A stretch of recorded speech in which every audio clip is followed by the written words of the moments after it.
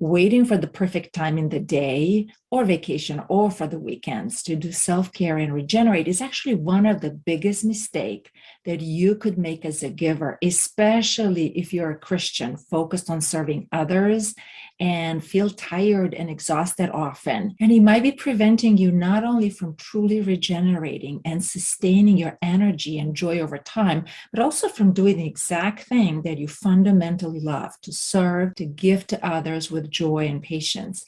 But this does not have to be this way. And instead, we guide our students to regenerate effectively every day. And in today's episode, I want to narrow this down to the one step that you can take actually today to address this and really all this is based on psychological research and Christian faith. So if you don't know me, I'm Dr. Ioana Popa, and I'm a co-founder for Tea for the Soul with my husband, Sebastian. And we bring this unique blend of science, psychology, spiritual care, and ancient Christian faith. And we want to support people who are committed to regenerate on the go and keep on giving, to serve others, to make this world a better place. And if you're a Christian, especially stay until the end, because I have a great announcement to make today.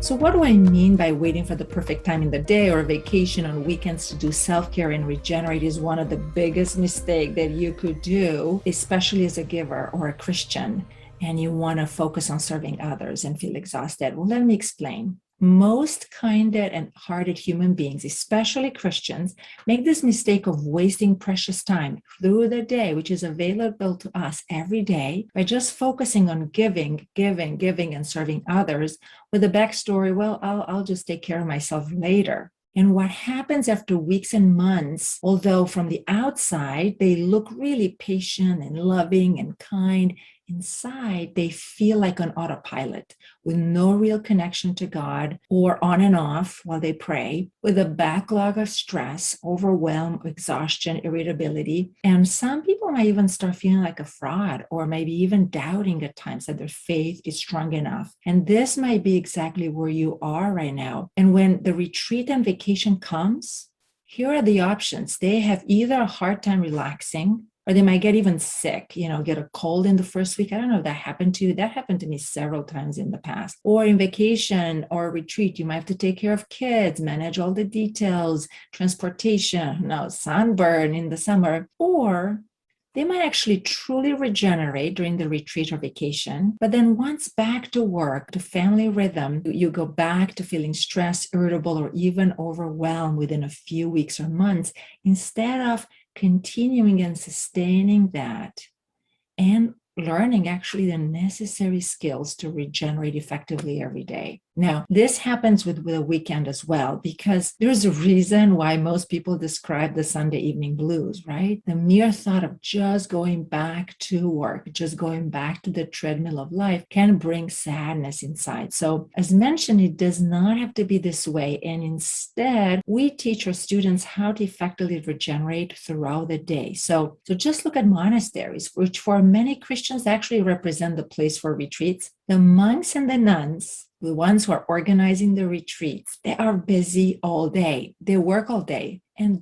they don't usually go to vacations or spas. And in the weekend, they're sometimes even more busy because they have services, they have to welcome new people. So how come they can really progress in their spiritual life and stay connected with God while serving? Something is different there. And if the retreat and vacation will be the answer, then what happens to most people coming back and then working and feeling stress again? I'm sure you had people around you that you've noticed that, or maybe even for yourself, right? So when you decide to start finding ways to regenerate and renew every day, multiple times a day in an effective ways, you can actually start a real journey to have peace of mind and patience, and what many Christians call the unceasing prayer, no matter how busy, and without the fear of burning out. And this way, you can actually continue giving, continue serving, and have maximum impact without feeling all the time that from the outside world, you look peaceful, but the inside feels differently and stressed and overwhelmed and irritable, which can impact actually the way we relate to others, right? And this is what I teach in our program, and our students really benefit from this. So today I'm going to show you how can you apply this right now. And I'll just bring the science and theology behind it. So here it is. And this is the foundation. So if you're multitasking, this is the time to come back. I want to share with you that the biggest freedom that ultimately we have as human beings, many times we can change our external. Sometimes we can, sometimes we don't. But the biggest freedom and the biggest regeneration that we have available is through what we focus our attention in. It's our attitude. And what psychologists call focus, or in some practices, it's called local awareness. And most people don't talk about this, but this is the cornerstone for really fruitful and effective regeneration on a daily basis. What we put our focus and our attention internally, and how we scan our environment and what we pick up to really bring our story, so to speak, inside, it's what we nurture. All right, so here's an example. Let's say you're really busy at work and you see the pile of paperwork, and your attention is like a flashlight. All of a sudden, you focus on that flashlight. And what happens in the present moment, as we put the attention on the pile of work, we might become overwhelmed, we might become stressed. And this is a very interesting psychological phenomenon that's been proven and shown through research.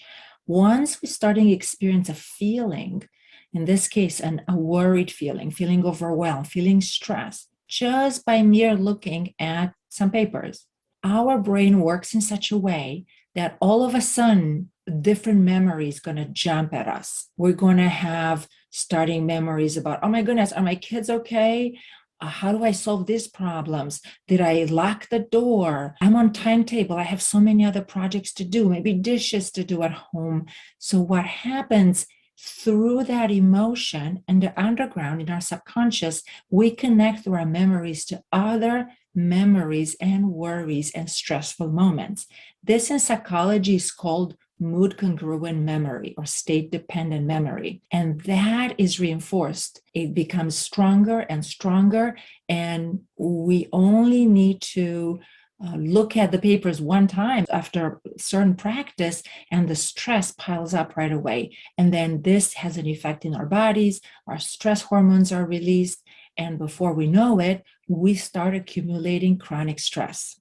Now, here's an interesting thing. This is the freedom that I was mentioning earlier. We actually can choose what we are focused on in the present moment. So instead of looking at the papers, I can just shift my attention to, let's say, I might have some flowers on the desk, or a picture of a flower, or you might have a picture of your family, or you might have an icon, whatever you have. You can look at that, and all of a sudden, this is what's going to happen. You connect in the present moment with a feeling that is connected, and maybe you smile. You might feel some gratitude or some joyfulness, and that might bring another memory. Now, this time a positive one. Maybe I smell some flowers at another time. And before you know it, you might remember some moments with some dear friends, or even some childhood memories, or memories with your children, if you have children. And all of a sudden, in the subconscious, the memories that are positive, linked to positive emotions, are going to start linking and growing. And before you know it, they're going to start connecting with one another. And you might even land up in a very sacred moment, in one of those moments where it felt like, oh, I was so free and connected. I felt the nature, something that happened in the past. We can access it in the present moment because of this phenomenon that I mentioned, the mood congruent memory. And the interesting thing, isn't that fascinating how just by shifting our attention, by shifting our local awareness to the pile of papers, to something that can be regenerating, it can bring us in this space of feeling better. And in Christian theology, this is called, we already have this, it's called the image of God. We already, what Christians call the gifts of the Holy Spirit. We already have those qualities. of peace and joy and calm and gratitude that are naturally in us. And interestingly, psychological research through internal family systems are showing the same thing. They call it differently because it is a psychological methodology using more scientific and psychological terms, but they call it true self.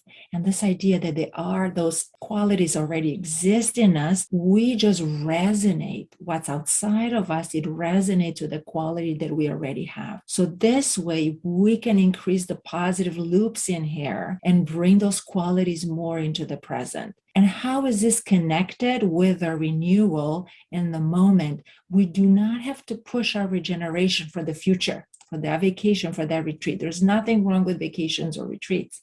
Don't get me wrong, but we waste precious time where we can do this on a daily basis, on a moment by moment, in such a way that we can actually allow ourselves to regenerate and connect with God and connect with the divine. So actually, it's not us who is giving, it's God who's giving. So here's a choice, right? What are you going to focus on today to nurture your soul? Are you going to just, I'm not saying that we're going to ignore the piles of papers, they're going to still be there and need to be tackled. But if we tackle them with worry, do you feel like that's going to help you in your day-to-day existence? Or if you're more calm and centered, would that help you into more day-to-day existence? Scientific research is showing when we are stressed, our emotions are intense, our brain actually, it's offline. So we don't have really a lot of ability to connect and do our best in the present moment. So it starts with moving backwards almost internally and realize your awareness, this internal lantern. What am I looking? And I used this metaphor before, is like going to the movies and having the projector, the images on the screen. Those images on the screen are just images on the screen. The source actually goes beyond it. So you want to go beyond who is focusing on the pile of paper or on that beautiful image that you might have, or it could be a tree or a flower or a photo of your kids. And that can make the entire difference, a whole difference. And this is exactly what I'm teaching in my programs. And if you're a Christian, if you're wondering how I can help you with this, sign up to be the first one to hear about when I open the doors very soon. And I'm going to share about, so inside of my program, I teach you exactly how to regenerate body, mind, heart, and soul and sustain your prayerful daily rhythm without having to rely on vacation and retreats. Again, they're not bad, but without relying on that and without wasting precious time and eroding your joy and energy with chronic stress, so that you can continue to serve others and serve Christ with peace and joy and energy and patience, no matter how busy you are and without the fear of burning out. So the link is under. So just sign up for it and you'll be the first one to know. And with that, I would leave you and I thank you for being in this shared space. And until next time, I say goodbye for now.